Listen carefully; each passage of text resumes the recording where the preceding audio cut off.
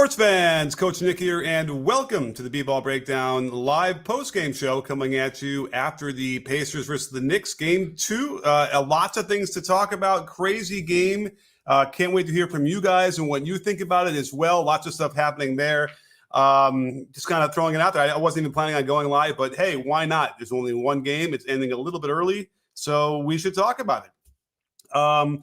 Let's see what's going on. We got Gonzalo, Big Ben, Frederick. What's going on? Gonzalo again, Lorenzo, Marcus Jr. What's good to see everybody here. But I guess, is anyone, like, here's the thing. I know, Jalen Brunson tends to be a lightning rod, and people don't like that he maybe flops or he takes, trying to draw fouls. But I don't think you can't deny the guy's skill. The supreme skill that he has is truly remarkable. And, he looked like he got punched or got a contact in the groin area. That's what he was grabbing when he first got hurt. Couldn't go after a couple minutes, went to the locker room. Then they were saying it was a right foot injury, which certainly didn't happen on that play. So it's really confusing. He didn't look like he was moving that well for a while, and then somehow just blocked it out, gave him a shot, gave him some Advil. I don't know. Something changed where he just said, F it, I'm not going to let it bother me. Does anybody else out there feel a little bit bad for Nembhard? I do. I literally felt bad for him down that stretch as he continued to get scored on after having played pretty good defense and really aggressive defense. Man, it's tough out there when you got guys who can make shots. And so say whatever you want to say about him. They didn't give Brunson some of those calls. He went to the basket a couple times and, there was like a little contact. They didn't call it. But on the other side, they did call a couple for him that were really concerning. He flops on a cut by Turner down the lane, and they gave it to him. That was really problematic. I shared it on Twitter. If you're not following me on Twitter, you should be. Probably most of you guys are. And so that was really, really troubling. And they also, the refs blew. The refs were having a little trouble tonight. They had a lot of trouble in game 2 against the Nuggets and the Nuggets and the Wolves. That game 2, I thought we could talk about that too for a little bit because they've struggled, I thought, mightily to kind of create some sort of semblance of like what is a foul, what's not a foul. Really, really aggressive. And so it was really, I love watching defense. I love teams that come in there with force and really want to take you out of what you're doing. And it was interesting because the way the game 2 of the Wolves Nuggets game was called was a lot different even than what we had seen since the All-Star break, where there was more contact. There's a lot more contact. But, how do the Wolves know? Does it happen like in the first couple plays, they whack somebody and then there's no call and they're looking around going, hey, tonight's the night. Like, we're going to really be able to do this because they glommed onto it really quickly and kind of started playing into it. Now, Denver in the second half started to push back a little bit and we're getting away with some of those things. So, but they were so slow in reacting to it at that point. And I think that one point that was interesting to me is that if the game is going to be refereed like that, and by the way, I was almost thinking that OKC was getting a similar whistle when they played in game 1. I went through a lot of that game, a lot of the half-court defensive possessions that OKC had that got stops. They weren't necessarily that overly physical. And in fact, Dallas heading into the halftime should have felt like pretty good. They got all manner of Gafford layups on rolls that he just couldn't finish. A couple were fouls that didn't called. A couple were just like he's got to finish those. And they got all manner of wide open threes that they couldn't knock down. So PJ Washington they're just ignoring him and to come up the works. But anyway, back to the Knicks because I think we want to talk about that. And don't forget, if you want me to answer a question of yours, the best way to do that is on the YouTube side with the super chat, and I'll put your name on the screen. We'll give you a lot of love. It'll really help me just keep this whole thing, keep the train running on the tracks because it's not easy to do. A lot of work is involved in this, and it would really help me. So, but I might do a little perusing of the comment section right now just to kind of get a little, as a one-man show. It's always nice to have some feedback from somewhere. I am getting a haircut, so I have to wait till Saturday, but it'll be coming. So, don't worry about what's going on here. Let's talk about McConnell. Some questions about McConnell and his playing time. So in the first round, when you watch, here's my little thing I say. The game doesn't start until TJ checks in. That's sort of how it feels to me. Like once he gets in there and starts doing something, okay, now we got a game. Now the game's happening. It really felt like, what am I going to say? Someone's asked me if I show my feet on the stream. Do I still show my feet? Why am I forgetting ever showing my feet? Did I ever do that? I don't know. What was I going to say? Okay, so McConnell. So when you were watching that first round series against the Sixers, you kind of felt like McConnell was everywhere all the time. Does anybody, without looking it up, want to guess in the comments how many minutes per game McConnell averaged in the 6-game series against the Sixers? Without looking it up, somebody give me some answers here in the comments. I want to see if anybody is close to knowing how many minutes TJ played. Anybody? Oh, some people might be cheating because they hit it right on the nose. 18 minutes. Shocking. There's no way that with that Pacers team and what TJ does that he plays 18 minutes a game.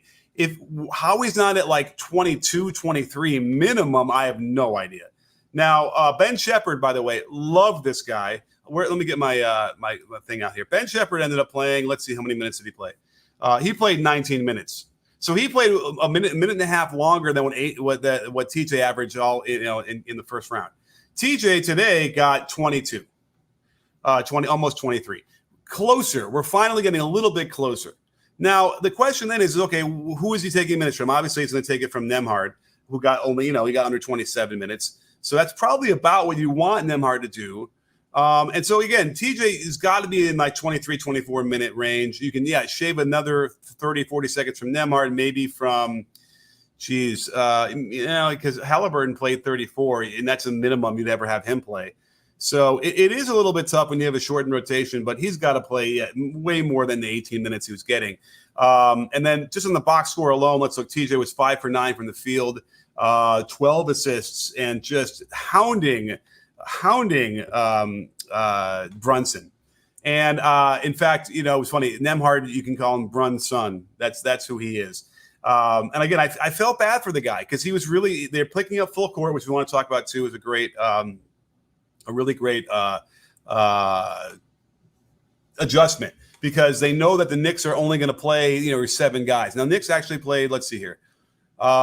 They played 1, 2, 3, 4, 5, 6, 7. They played 7 players, and Alec Burks got 44 seconds in there, probably at the very end there. Maybe I turned it off to get this set up. So, but you're going Josh Hart, full 48, amazing, and he played amazing. Listen, there's a couple little things, but for the most part, Josh Hart was just absolutely terrific. And all those, he doesn't get the 50-50 balls. He gets the 30-70 balls. Seriously. You go, Hartenstein gets 39 minutes. DiVincenzo, I'm surprised they even found any rest for DiVincenzo. That he got about 22 seconds of rest. And then Brunson, only because he had that foot injury or whatever the injury was, only played 32, which played into it actually worked against the Pacers in some weird way, right? He goes out for a long stretch, doesn't play at all in the second quarter. And so you argue he's probably fresher in the second half because of that. So the game plan for the Pacers was to pick him up full court and we're going to wear them out. They didn't, as far as I can remember, didn't get a turnover at all with their full court press, right? But that wasn't even the goal at that point. The goal in the first half was simply to try and wear them down. And that was starting to happen. So you see Brunson go down with the foot injury, which, could very well have been an injury, but I didn't see it, or it's overuse, and it's just they're wearing him down from that because he had to work really hard to bring the ball up. But then somebody like OJ Anunoby also pulls a hamstring. Classic kind of overuse injury that you're going to get. And I have to tell you, like the way the Pacers were pushing the pace, it's not surprising that someone was going to have an issue. And OG is the guy who's going to be, giving everything he's got, every possession, every second. So that was working for them. And it was kind of shocking to me that the Pacers didn't pull this one out with having Brunson limited minutes and limited mobility for a little bit. And then OG out for only playing 27 minutes. Because, by the way, OG was absolutely phenomenal. So you take him out, and then you got Precious in there. And Precious did pretty well. He still has issues. I can see why Thibodeau would be nervous to put him in. But the mistakes he can make. But he did nicely, got a really key offensive rebound over former teammate Anunoby. I'm not Anunoby, former teammate Siakam. And so at any rate, what an interesting game. I mean, I think that's the best way I can put it. It's an interesting game, fascinating stuff so far. I think that the reason, so Nembhard is a really good defender and is making him work. It's pretty much doing everything everything you're asking him to do, he's doing. And TJ is no taller than Nembhard because you want to think maybe it's length or whatever. And so maybe that's what that is. But, I don't know exactly what it is that maybe that TJ was doing. Give me some hits in the comments. So they both picked him up full court. They're both chasing. There probably is a little bit of that hand-to-hand combat going on that maybe TJ does a little bit better in terms of keeping his hands active and kind of reaching, right, and forcing Brunson to kind of deal with that. But sometimes it's just a thing. It's just, I know that when I played, I was a really good defender and really tough and physical, kind of like, McConnell.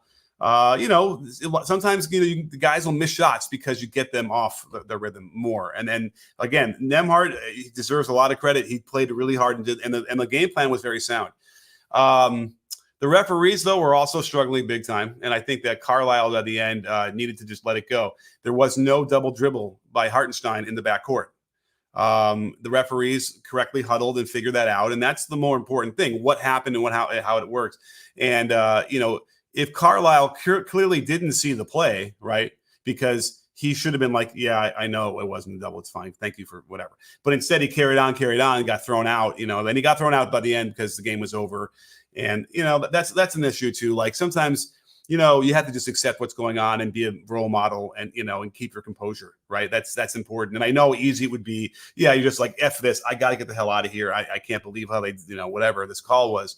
But that's to me reeked of like, well, this game is lost. I'm leaving early, and that's not cool. So what else? Oh, I think I just saw a thing from Combo. Just Combo, and now he wants to join us. Okay. I probably knew that he was going to do that. So let me copy that. Let's bring Combo in here. We can go back and forth a little bit. He saw the game too. Let me send him the link. I knew he could. What's that called? FOMO. We'll have to give him some Combo having a little FOMO. Here we go. So we'll see when he jumps in here. But what else? Oh, I know we went across there. So anything else with this game we want to talk about? The Pacers altogether played really, really well. Ben Shepherd was on fire. And by the way, I know he's a rookie, although he played 4 years at Belmont. I just love the way he plays. He's quick. He's smart. He can really shoot the ball. Now, I think that his three-point percentage in the regular season was not great or not good. I got to check real quick. But, rookie getting used to the speed of the game. It's different from where he played at his level. So I think that he's going to be one of those guys that's just going to, stretch the floor for you. And he can play a little defense. He's really good. So that was a nice pick by them. Again, we talked about TJ just hounding all night long. Really terrific. So, again, why didn't he go back in? I have no idea. He really should have gotten that run in the fourth quarter. I think that would have made a big difference, honestly. So watch for that going forward. I have a feeling that they're going to have a shorter leash for Nembhard and then get McConnell in there and give him that stretch in the fourth quarter that he probably doesn't always get. So that's one. And then everybody else, Siakam did not shoot that well. Again, it's really physical in there. When you get in the lane, it's tough, man. And, the referees have adjusted to this new way they want to call the game. But I think that struggle is real. And I do think that they're having a trouble, keeping this consistent across the board. And I think everyone's sort of confused a little bit about what's going on. I think there's been a settling in, at least, of what they're calling on their way to the basket on drives. It seems like it's much more physical, and there is a bit of a pattern we can discern for the most part. But now we're getting some other weird stuff going on there. The flop that Brunson did when Turner cuts through the lane, that just can't happen. He can't. You can't reward him for that. In fact, you probably can give him the flopping penalty. We haven't had one, as far as I know, not in the playoffs. And there's a penalty for that you can call in the game. And if you're not going to call that, and you certainly don't see what happened clearly because they didn't. He saw, he must have seen Brunson goes down. He kind of out of the corner of his eye, but it could not have been clear to him because they wouldn't have called it if he did. So, and we saw, the same Mark Davis in the same game in Denver.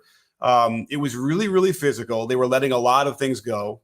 Okay. Now, by the way, the famous clip they have of the double team of Jamal Murray up the court and then passing the ball out. That actually looked worse in real time. And when you really study it carefully on the slow-mo, it looks pretty good. But, when the referee comes out in the court to scream and yell and cuss and do the whole thing like Mike Malone did, he was doing that. he wanted the technical. That's the irony of that whole thing is he wanted the technical foul, and Davis would not give it to him. And I got worried. Okay, great. Now the next one that goes against him, what's he going to do to get the tee that he wanted the first time?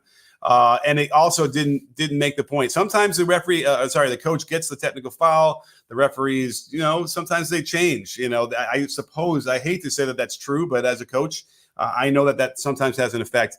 I mean, heck, I remember I did that once, and I was actually embarrassed by it after the game that I did that. Because we were like down 9 late in the fourth quarter. Like it wasn't happening. We could, but they called like one foul on the other team who was being really aggressive all game in that same manner.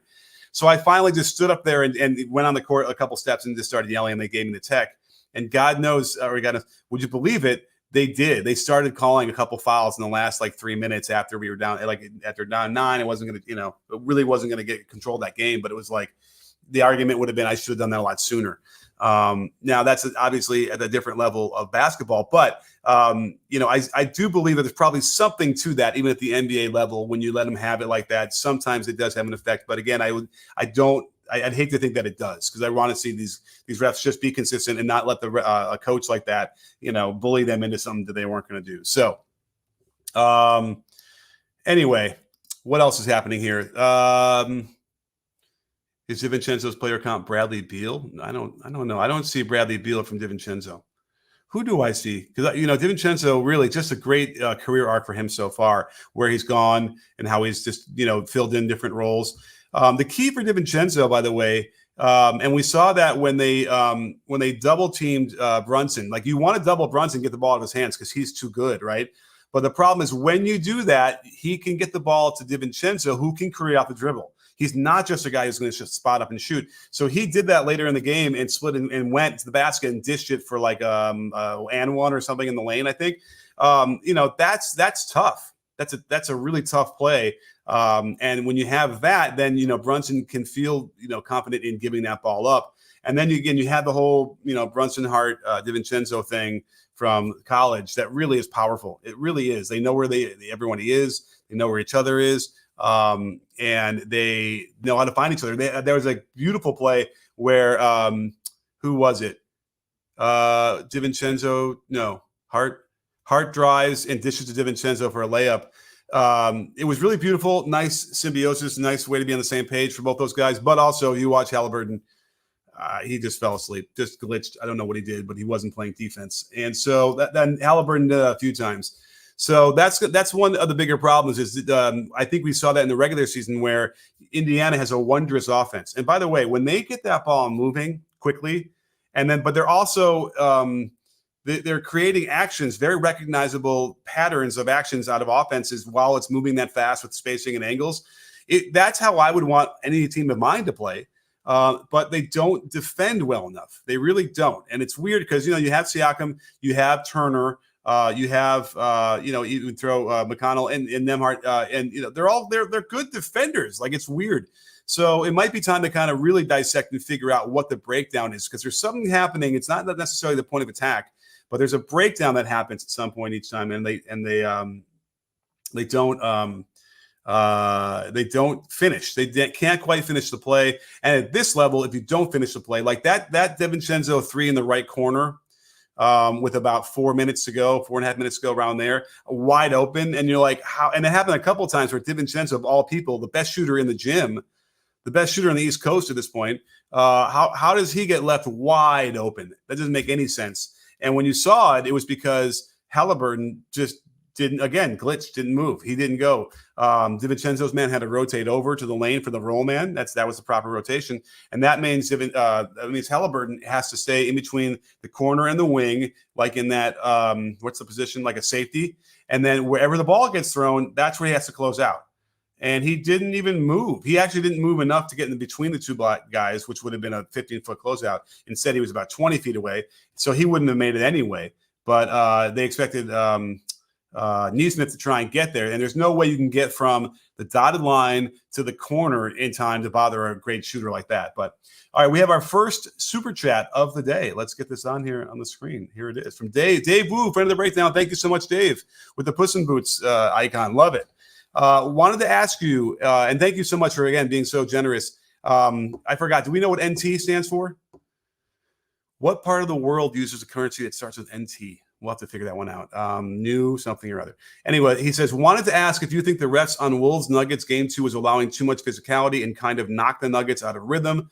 I'm an OKC fan, but can't help but feel bad for older teams. All right, that's a good suggestion. Good comment. Good quote. Good question. And we have Combo. Combo. On. What's up, bro? There he is. What's going on? I knew you could. You know, when there's work to be done, I got to do it. Is my mic good? I feel like there's like some kind of lag or something going on. Are we good? Mic sounds good on this side. You're good. All You're all cool. good. All right, cool. But yeah, FOMO is strong out there, man. You don't want to be left out. I get it. It's a fun time in here. Yeah, it's a big party after these games, I realize. So I guess I just got to be here, man. Bing bong. Okay, so here's the question here. Wolves Nuggets game 2. So I already kind of commented on this, but yes. Well, okay, the question is, was it too much physicality? Was it not enough? Was it just the right amount? Clearly more than what we were used to seeing. Is that fair to say? I think it's like one of the craziest defensive performances I've ever seen, just in terms of intensity, physicality, how they were on a string on the team defensive side. And then when Charles Barkley said this is the best defensive team ever, it was like something that I was kind of thinking about during the game. I mean, I don't know if they could do that over. I mean, they've always been really good, but I don't know if they've been that good like they were last night. I mean, I really haven't seen much like that ever, in my opinion. What do you think? I know. I mean, yeah. Now, right. It didn't help that the Nuggets did not really react well at all. But that said, they had not faced. I know they hadn't faced anything like that because nobody had been allowed to play like that. Really, like, and I say allowed, I mean, there'd be so many fouls called on drives, like in the, for the last couple of years, even, or even before that. And, and so when you hear people say like, you can't guard anybody in the NBA anymore, like that was like, there's some truth to that. It's really hard, any of the hands, any of the body, any of whatever. So when that gets thrown out of the window and all of a sudden you're like, and now I was talking about this earlier in the show, at some point it had to be really early, the Wolves discovered that this game was going to be a little bit different than all the other games. They were really going to let people go. I probably should do the video on it. I was looking at OKC all day and I had a run and I ruined my day for getting the video done today. But in the back of my mind, I was like, gosh, do I want to go through that and see? Because at least live, it really felt like it was way overboard. And now I'm starting to wonder, what if I went through it again later with a fine-tooth comb and I realized it really wasn't more physical than anything normal? What do you think? It would be, right? You know what? You know what's crazy? Like, yeah, it was physical, but I mean, I've seen defenses be good in the past just because it's physical, right? Just because they're hacking, just because the refs weren't calling it. But I think that was only a little part of it. Like, right. I really thought they were playing great defense. Right. And by the way, to have Rudy out and then have that is also interesting. So, you can argue like they're a little bit smaller, a little more, even more mobile, or in a different kind of way. Do you think that affected? Do you think that I like the combo finger coach Nick. Do you think that affected the Denver Nuggets because on both sides of the floor they threw Denver a different look that they weren't expecting with no Rudy? Yeah, for sure. I'm sure they spent a lot of time dealing with the Rudy not guarding Jokic stuff to figure out how to get. And then they started out doing it anyway. We saw Gordon score in the first bucket because I'm forgetting. I think that they did a ball screen with him or something. So there's no question that they probably spent a lot of time and that could throw you off. But Jamal Murray, man, somebody up there really likes him. Because the fact that they didn't suspend him for not just throwing a towel, and then throwing a heat pack onto the floor during live, that is, the only reason why they didn't do that, so they know if they suspend him in game 3, it's a sweep. I was about to say that. Do you think the NBA wants to see a sweep? I think not. No. Now, but by the way, they certainly, should we get into that? Do we talk a little bit about how the NBA feels about these series? That they want them to go longer? Well, the answer should be they don't care at all, right? The answer should be that they play the games and then the players decide, right? It's a business, though. I mean, like if it just wasn't about entertainment at all and money at all, it would be more like EuroLeague basketball, which is more like pure basketball. But it's not. It's the NBA. It's entertainment, right? Right. I mean, listen, are they looking at this through the prism of, do we want to see another team, a team win again with foreigners leading the team?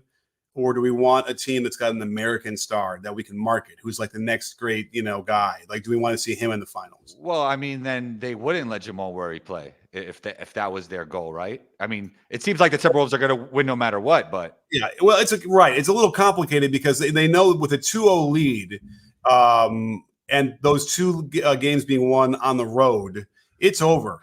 I don't think it. Well, maybe it's happened once or twice where the home teams lost the first two games and then won the series, but I don't think like in my addled brain, maybe the Bulls did something like that once against maybe the Knicks. I don't know. Somebody can look it up or tell me in the comments, but pretty much it's got to be 90%. You lose that series now. Like Denver would be an anomaly if they got anywhere close to winning the series. So we already kind of know that that's where they're at. But remember, it has to go at least 5 games to make money. I believe that's the thing that they say. Really, I didn't know that. I just learned something. I just learned something new. I believe from what I've heard from somebody that would know something about the notion of like 5 games gives them enough of the inventory of the ads being paid that they can make, they can turn a profit on that. So that's one thing. So, and then, so there's 2 different things that are going on that could all be true. So I just wonder. I wonder about that. Now, the NBA had no effect on Jamal Murray, like throwing, stuff on the court. I mean, that's ridiculous. Anyway, so either way, he's really lucky. Should have been suspended. You absolutely cannot throw anything on the court. I can't condemn what he did any harder. I mean, can you imagine if somebody got hurt on that? Can you imagine what would have happened? He definitely would have been suspended. I'll tell you that. Yeah. Then he wouldn't have been playing the rest of the playoffs, right? Yeah, I mean, I'm just glad nobody got hurt, but I think he was really frustrated. It was interesting. I mean, it goes back to the defense. I'd never seen Jamal Murray get sped up like that.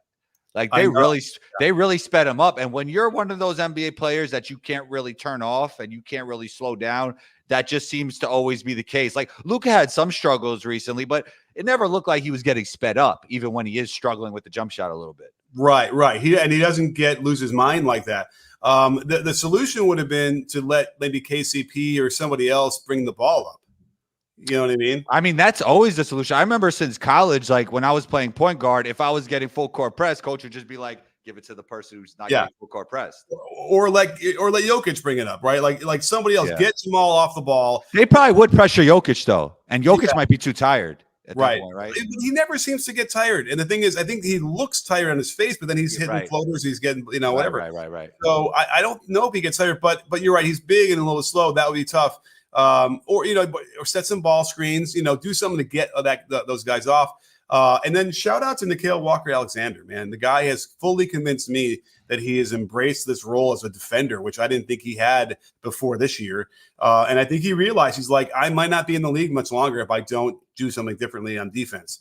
And the guy's long, he's fast, he's quick, he's aggressive, all those things. It was impressive to see. And then also, they're allowing hand checking. I mean, hand checking is kind of back, wouldn't you say? Yeah, I mean, there was some secret directives, right, that Coach Adam Silver gave the refs somewhere during the season, and maybe the hand check wasn't announced, but it's kind of let back in. Absolutely. No, we know that they finally came out and acknowledged that they said something about something. And then clearly this is beyond. Doesn't that seem weird that like at one point they're saying nothing and then they come out and say it, and doesn't it all seem weird to you? It is weird because it would have been better if they would have said something, I think. Yeah. I don't know why they wait. So how would it benefit them not saying it? Oh, they didn't want it to be mid-season.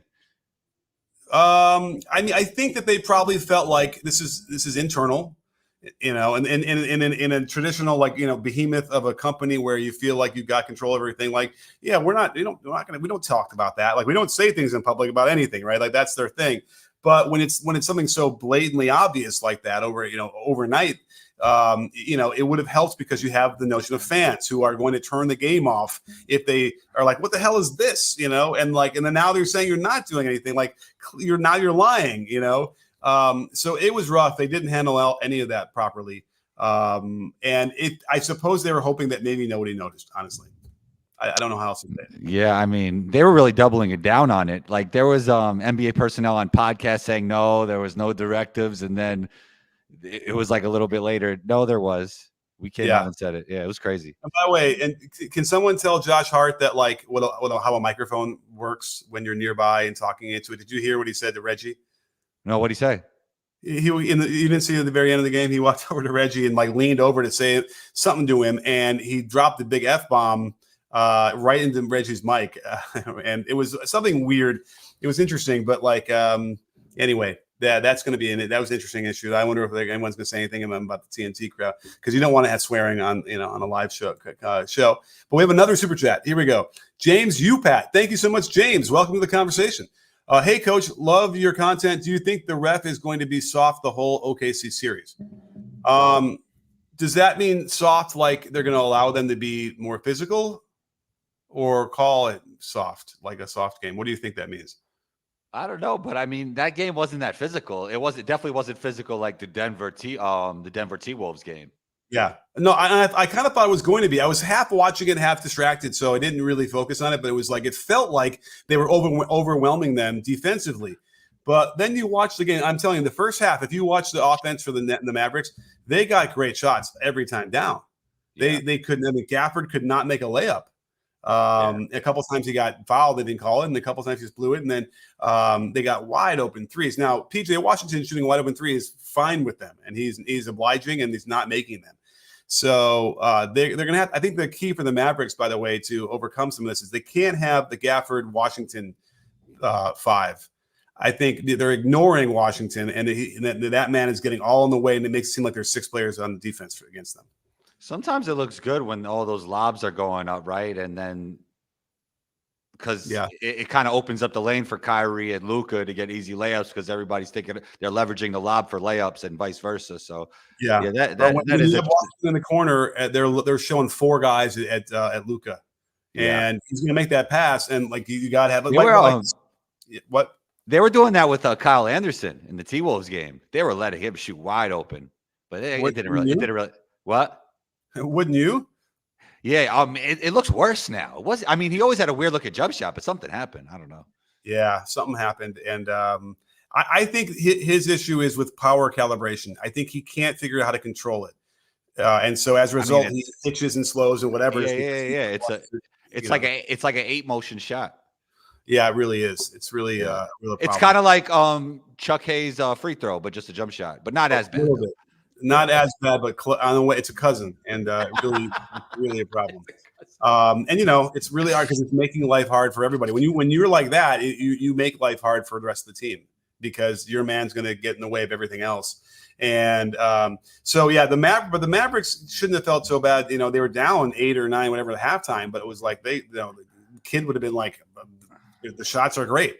There was that run in the third quarter, which I think was definitely spurred a little bit by defense and some turnovers, and then just an igniting by Jalen Williams, which was inspiring, wouldn't you say?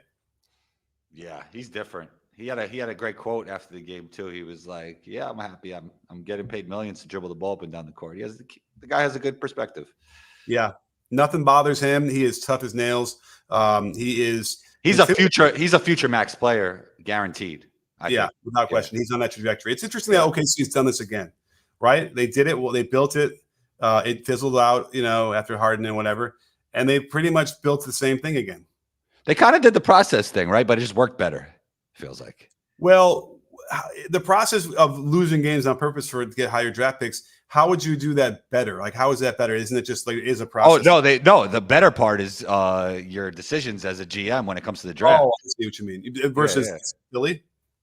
Exactly. Like they just didn't make as many good draft picks. Right. I mean, Embiid was the right pick.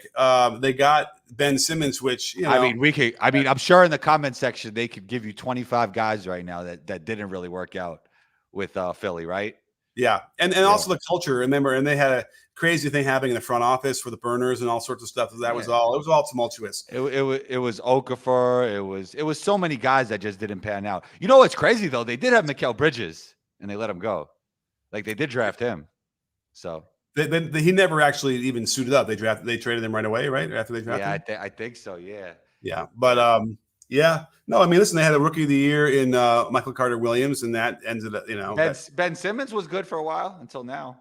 Yeah. So, I mean, listen, they had it with Butler when he was there. They truly had it, and they didn't stick with it. Yeah. I don't know what happened with that. I mean, him and Joel got along, but I don't know. I guess they picked Tobias Harris over him. Yeah, and that's okay. I mean, listen, there's a cultural thing in terms of the culture of your team, and you have to be able to read the room a little bit better. Butler can't do that, so he found the room that doesn't need to be read. But I think the Heat might be through with him too. They might be had enough of him. Did you see Riley didn't seem so excited about what he was talking about?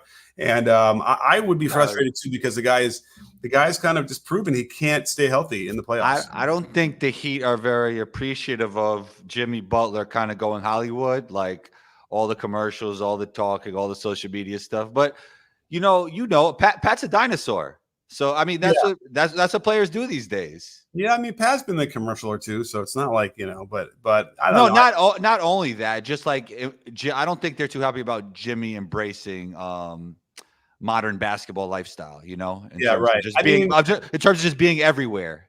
Okay, yeah. I mean, I think they're just not excited about him breaking down every playoff. Every playoffs. Listen, even last year he stuck it out in the finals, but he was 50% compared to what we saw in the first two rounds. But thank you so much, James. Love it. Let's see. We have another super chat. Let's get to Ken C. Ken, thank you so much for being part of the conversation. I'm really generous of you. I really appreciate it. Having all your starters play 40-plus minutes, and now they started to get hurt. Guess the Pacers still have hope. Yeah, they do. They really do. These two games have been good, and they've been, the Pacers have been able to hurt them.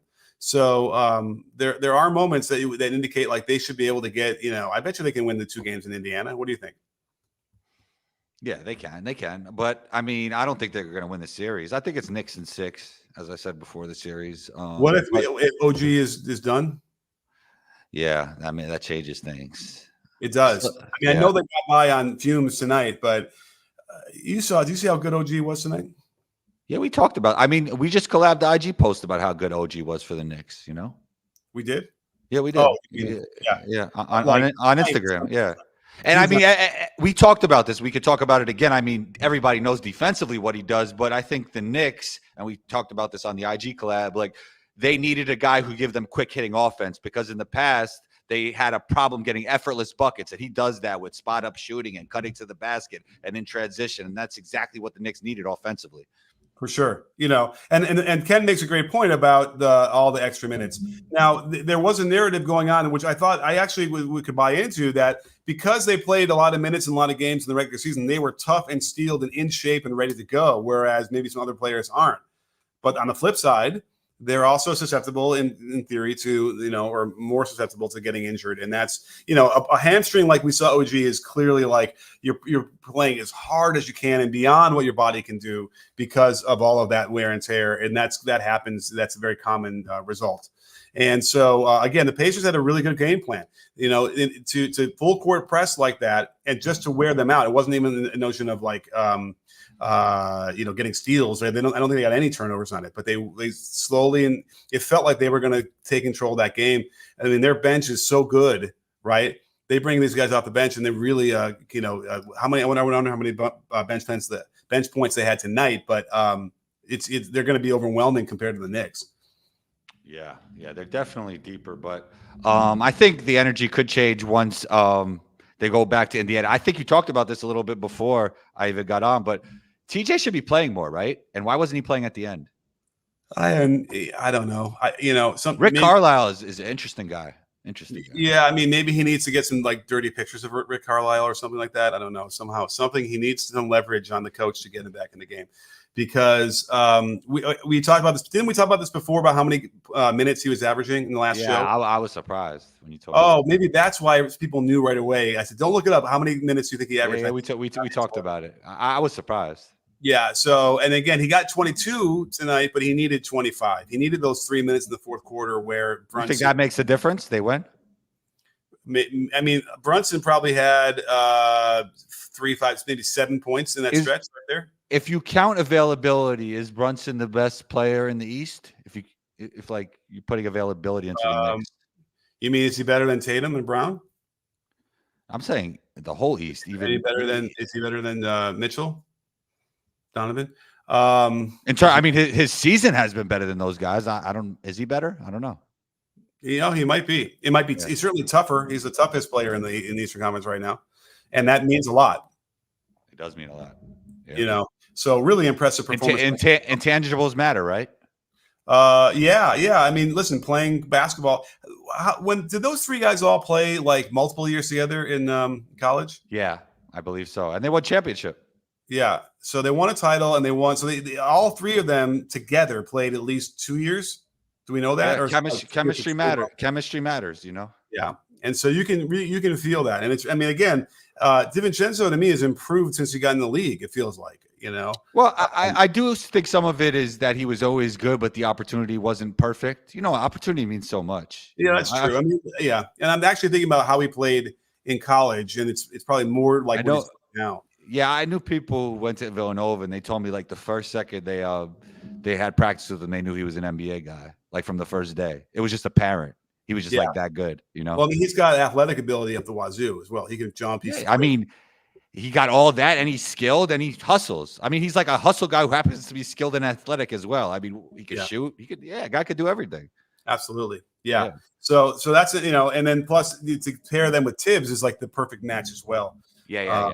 They'll get it, and they don't, they can handle that, and they know exactly what he means and what he wants. And so, just fascinating way that they put that together. But I easily see that the Pacers could win a couple games at home, but that would probably end up meaning probably in 6. I could see that Knicks in 6. But again, without OG, I'd be a little bit worried. There's no official word on OG, right?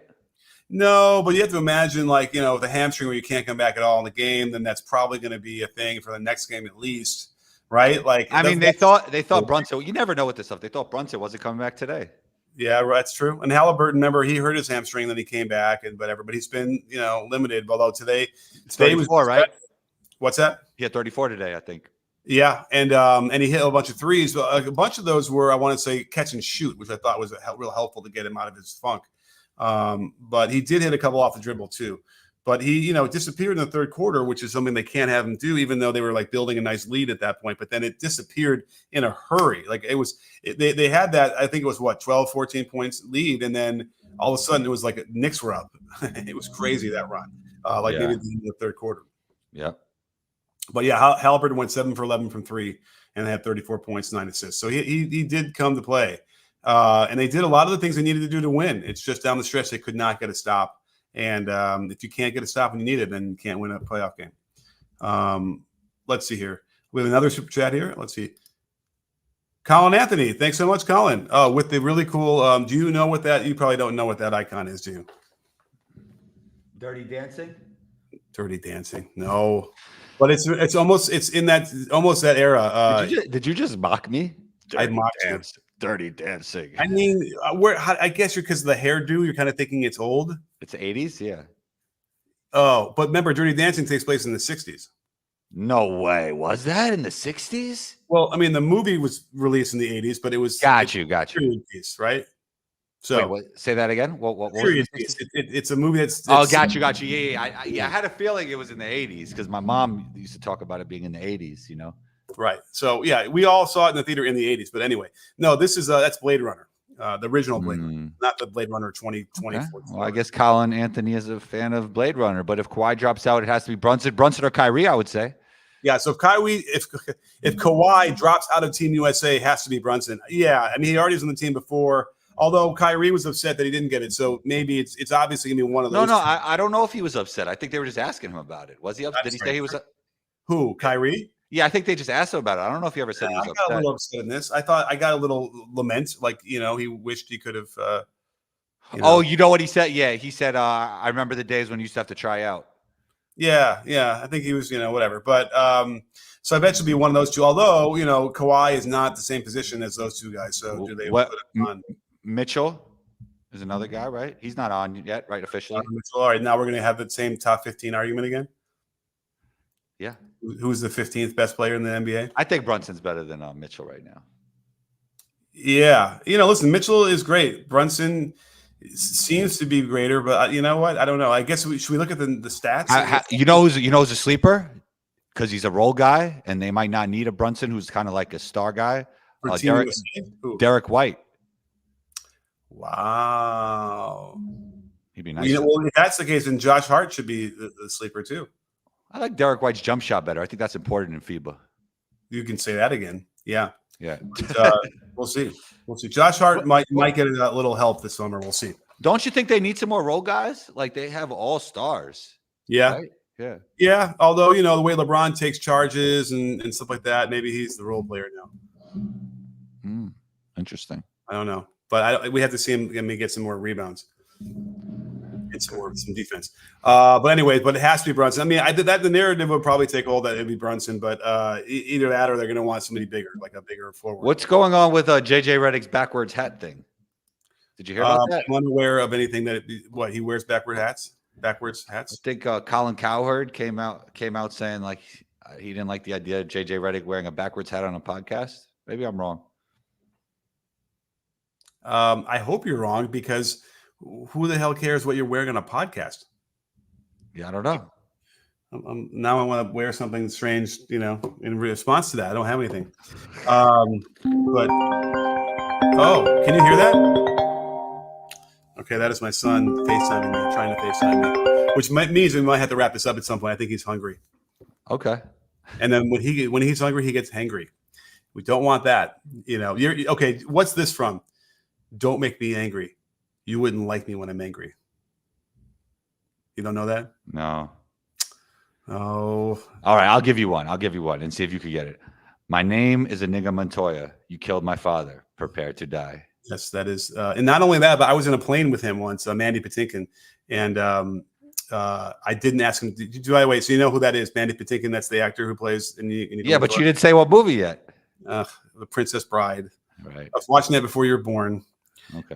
Shot in Chicago. At least the scene in the bedroom with the kid in the beginning. Yeah, I mean, I was going to say like the cliff wasn't in Chicago, right? No, the cliff's not in Chicago. That's probably overseas somewhere, I would assume. Maybe. Yeah. But Rob Reiner directed it, so I don't know if they would have been. You know what? They might have been in England when they filmed it. Actually. Great movie, by the way. Great movie. Absolutely great movie. But okay, thank you. Let's put this up on the screen for the people who know. Don't make me angry. You wouldn't like me when I'm angry. Matt Cardle got it. Hulk and Bleeding Green Betty Hulk. Thank you. The Hulk. That's what he would say. Oh, actually, it's not the Hulk. The Hulk didn't say that. What's the Hulk's alter ego's name? You didn't watch any of the Marvel movies? No, I used to collect the Marvel cards, but Bruce Banner. Banner. Bruce Banner would say, "Don't make me angry. You wouldn't like me when I'm angry." In the 70s, you should check out the 70s Lou Ferrigno Hulk. It's a classic, really. Anyhow, all right. Well, let's finish. You know what? Let me just quickly throw this out here, and then I'm going to send a text to my son to tell him I'll be done in a second, because this is live TV here. Give me a minute to wrap up my live show. Maybe he'll come on the show one day. He doesn't know anything about basketball. But Flambeau 123. Thank you, Flambeau. So generous of you. Question: what qualifies someone to be a player development coach? Ooh. Like, why would LeBron James go to someone to teach him how to play better? Oh, now that's interesting. Okay, well, do you want to jump into this one first, Combo? You have some experience. That's an interesting question. I think, just in life, I don't think your coach necessarily have to be better than you at the craft that they're teaching you, right? I mean, right. They might just have. Yeah. But the trainer themselves, they don't have to be able to play at all. They could be in a wheelchair for all that matters. I'm not mad at the question, but there's a lot wrong with player development these days, so that's why I'm not mad at the question. But I mean, you don't have to be better than the person you're training to really help them become a better basketball player. Right. But as far as what qualifies, it's like whatever you want it to be. In America, there is no qualification. In other countries, you kind of have to take like a class to be a coach, Yeah, but okay. So we have that. You go to the class, now you're a coach, whatever. Like, it still doesn't mean you know exactly what you're doing and that kind of thing. Yeah, but I mean, here, there's a lot that don't. I mean, it's just ridiculous here. Right. A lot of stuff. And don't forget, some of the best coaches are like at the high school level, high school, whatever, even girls' high school. Some of the best coaches are doing coaching there. Well, how would you? I want to hear your answer to this question, because it's probably. Yeah. Well, I think if you were going to evaluate coaches and what makes, like, why is he really good or why he's really bad or whatever, or attention to detail is part of it. The ability to communicate is a big one, because you could be like, this is what you need to do, what's what you need to do, and the player just can't translate what you're saying. And if you can't come up with another way to express what you're trying to get to and get him to do it, then it's on you. It's the coach who's not communicating properly. So that's part of it. And then, not to say that you want to do everything completely like new and modern and whatever, but like I can identify pretty quickly when I walk into a gym and I see the guy doing something that we did like in 1980, and thinking this is something really good, when it's like we've moved so far beyond those kind of methods. What give me like the top 3 worst things you see in like a training workout. One, it's funny. One thing that I don't really love is just no, I don't.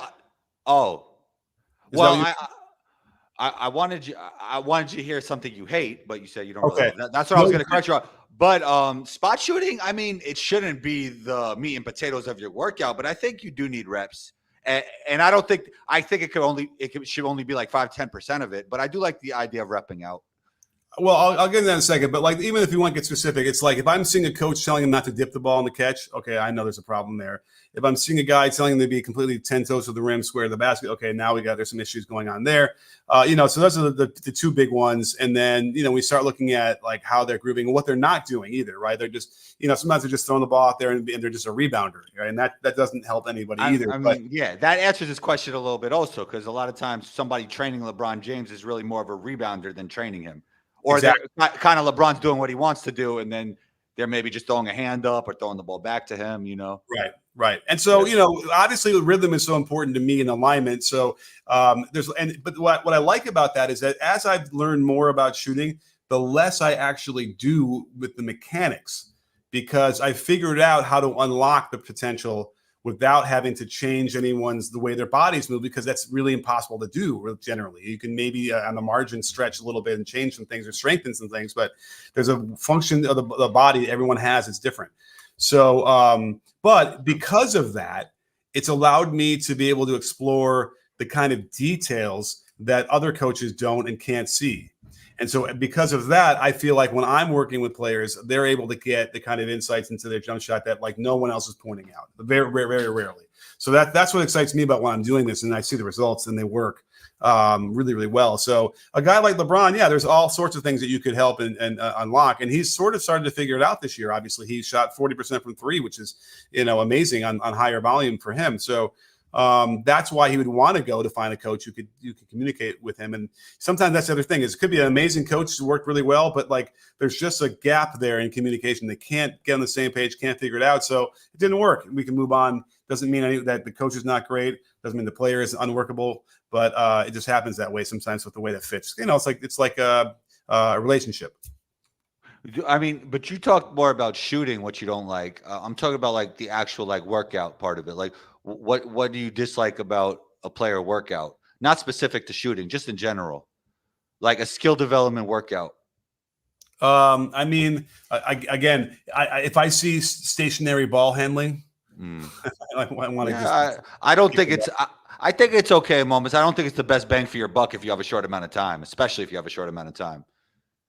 I don't think that there's any bang for your buck if you're going to sit there pounding the ball. I think there's way better things you could do with your time. So like that kind of thing, because like the high intensity stuff where it's like a lot of cardio, it doesn't really mean much to me either. You can get really good work done without having to make it tax the body. I do think often if you're doing stationary ball handling, get your feet moved. There should be something with footwork involved with it too, probably. Right? Because there are times that, you're setting up offense while you will be stationary. You could rep out a whole bunch of dribbles in a short amount of time. Okay, great. If you're working on the movement in space with the ball handling, then when you're standing still, that's easy. Like that doesn't, you don't have to even rep that out. Why would you, spend time on that one? That's my take on that. Mm-hmm. It's like get to the more difficult stuff, and then the easy stuff is just in place already. Like you're almost working on the easy stuff while you're doing the stuff, and it's much more efficient of a workout. You know what I mean? So certainly, what Steph does with his bent over, staring at the ground with 2 balls, whatever. What if you're 5 years old? Even more so. I don't think because I think your point is, what if the skill level is so low, right, that they just need to figure out how to touch the ball with their hands. They can still walk. They can still walk with the ball. And again, I think that'll accelerate that process. If you want to have them standing still and trying to bounce the ball, whatever, they're going to end up running around anyway because they're not going to bounce the ball straight up and down, right? It's going to be chaos. That's actually better. Let them be moving in the space and trying to play like tag or whatever with the other players dribbling as well and make it fun. The other thing I think is an issue is the repetition becomes tedious and they stick on one thing way too long. 100%. Totally agree. I think you should hit on a lot. Like when I'm working out, I'm trying to go through every move, trying to on the ball, off the ball, movement, finishes. Like I'm trying to like hit a little bit of everything because I believe you get 80% of your results with 20% of your time, if that makes sense. Okay. Yeah. You have a good math sayings.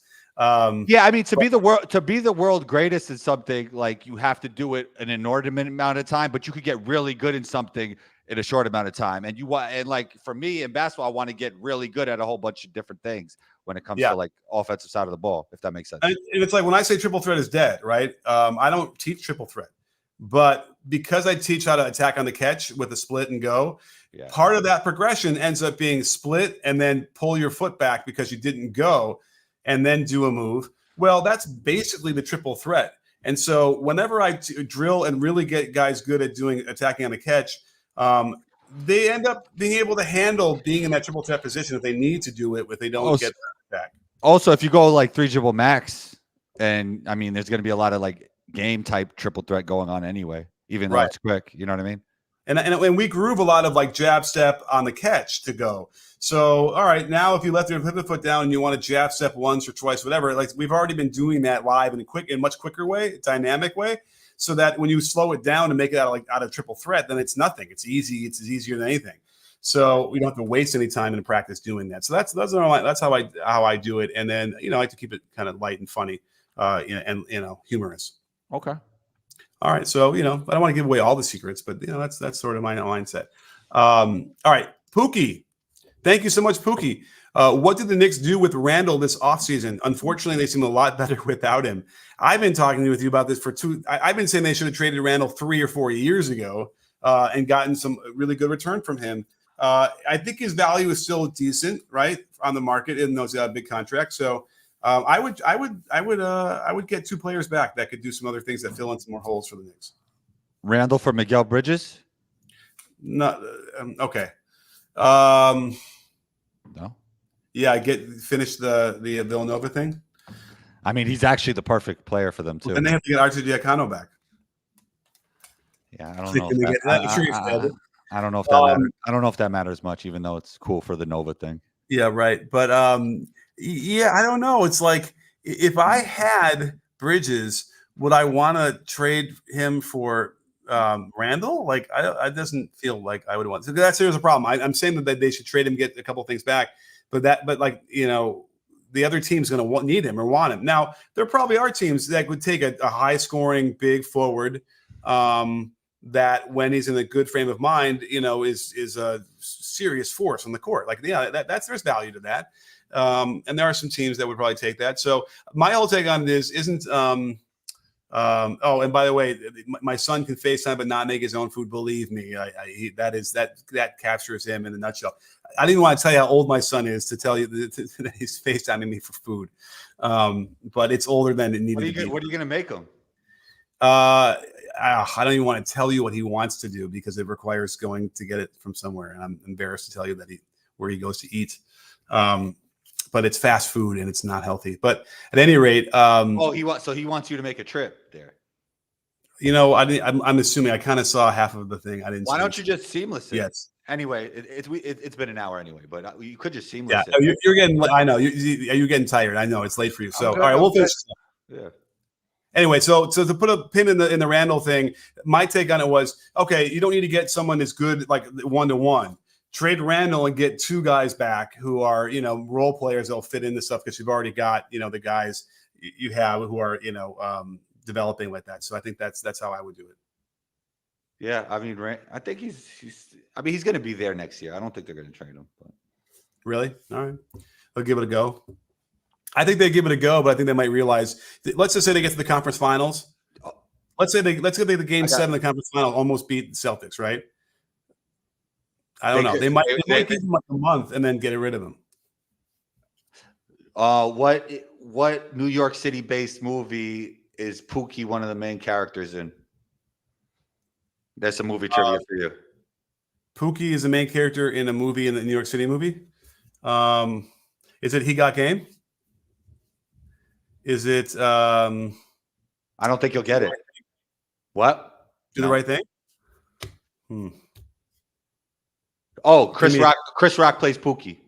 Oh, New Jack City. Boom. New Jack City. Yeah. I might have to watch that. I haven't seen that in a long time. That was good. That was a good movie of trivia, and I gave you a crazy hint. That was good. I got to pat myself on the back. Yeah. All right. Yeah. All right. And thanks, Pookie. Thanks, Pookie. Thanks, Pookie. Okay. So that's the answer there. Oh, another John Carlos. All right. Thank you, John. Do you think that Donovan and Brunson could be the new Clyde and Pearl, or are they too small? Oh, you mean Donovan together? Knicks? Yeah, I mean, I know people that think Donovan is going to be a Knick eventually. So they chose Brunson instead of Donovan, and then Donovan might end up there anyway. Oh, yeah, they think that that's like they think the motive the whole time, like that the Knicks wanted to do. Yeah, I mean, listen, he helps them, and they could play together, right? Defensively, can you win a championship with those two in the backcourt? Maybe, I don't know. I don't know. It's funny because Brunson isn't getting exposed in the defensive end. Right? He holds up. And Donovan was really good in college, but not anymore on defense. I don't know what happened. Right. Well, you know what? If he goes to play for Tibbs, he get better on defense, I think. You like Tibbs, huh? I go back and forth. I like when I go back the other way. Like I like Tibbs a whole lot. I think he's awesome. Every once in a while, I have some. I wish he would not be. I wish he'd use a little bit of a different communication method instead of being so down all the time. And that's just not going to happen. It's not his personality. But they played a perfect half, and he's just sitting there yelling, complaining, and sad, whatever. It's like, and luckily those guys don't need to feed off of that. But man, it'd be nice just a little bit, I guess it works, whatever he's doing right now. Yeah. But, defensively, he's great. And then his offense is still rooted in the triangle offense. So you got to love that. I mean, now it's less because it's really just, 5 out and let Brunson cook. But it was interesting that, like, Reggie just kept saying double Brunson when they have Josh Hart and Hartenstein playing, and 4-on-3 would just be dangerous against. Yeah, Hartenstein show that for sure. His passing from the high post is terrific. And so, I don't know why Reggie thought you could just, like, blitz Jalen Brunson over and over again. I don't. Yeah. Did you answer your question by just saying it out loud? Oh, okay. I hope so, because I think everyone else listening knows the answer to that one. But anyhow, we don't need to light anybody up on fire. But you just did. Show. But you just did. You just did light him on fire. But yeah. You did. You were the one who lit him on fire. I didn't say anything. Okay. I just said you answered your question. Okay. I was just asking the questions. But go ahead. Finish this up. I just asking questions. That's what they do. Be careful. That's what those guys like Tucker Carlson do. All right. Well, great show. Let's light him on fire. Should we do that? You like Tucker Carlson? No, I would light him on fire 10 times over. All right. Give me your Tucker Carlson take in 1 minute, in one sentence. Yeah, his just asking questions is just is Russian misinformation a lot of the time. It's crazy. All right. So there you go. Okay. I mean, it was he had Putin on his show. It was embarrassing how that went. And then anyhow, he's an intellectual lightweight posing as some sort of guy, and I would not listen to anything he'd say as being the truth. An intellectual lightweight? Tucker Carlson? Oh yeah. No, but like I'm just thinking about that term. I never heard that term before. That's interesting. An Yeah, I mean that's I think it's just wait. How do you? What's the definition of an intellectual lightweight? Well, I think in the context, it's like he tries to make it seem like he's really smart, and he's not at all. And his thought process is really rudimentary, and then like tries to make connections between things that don't connect at all. And then the asking of the question stuff is always like I was asking questions when he's actually trying to fill in these weird gaps and try and prey on people's fears and hatred of each other. And it's kind of disgusting. So I wouldn't. I wouldn't put any weight behind anything he says. And he's been fed a lot of the Russian misinformation when he went there. And then he's really obsessed with like the authoritarians, Viktor Orban. It's really weird. And that's a problem. It's a lot of people in this country seem to want authoritarianism now. And that's depressing to me. All right. I guess we're getting very political now. It was my fault, though. I took us down that path. Right. Well, don't forget, I also have a pretty big political podcast. If you ever want to listen to that, you can. It's called the Muckrake Podcast. And every Tuesday we have a free show, and every Friday we have our Patreon, which you get like 10 minutes of it, and then you can go join the Patreon. So, We need to start a Patreon for this show, Coach Nick. Oh, with all the extra time I have, is what you're saying? Yeah. All right. Well, I guess we could talk about that, but I don't know what's the extra content they're going to get. I don't know. An extra show. An extra show. All right. And what would they pay for that? I guess we could figure. I don't know, man. You can't go through the details right now. Well, you bring it up, and on the show, it's like I want answers. I want them now. I just want to have like a community of the B-Ball Breakdown Live show. That's all. Right. Well, you know what? We had a pretty good community with a lot of people here tonight right now, and let's let them go to sleep if you're on the East Coast, and if you're on the West Coast, get some food if you haven't. But we'll be back. I'm going to be doing these, so keep your notifications turned on to find out when I'm doing live shows after the games. And maybe Combo will join us. Maybe we went out. We'll have to see. Yeah, but maybe there'll be more and more early games as like there's less and less teams, right? Especially when there's going to be only single games, less doubleheaders.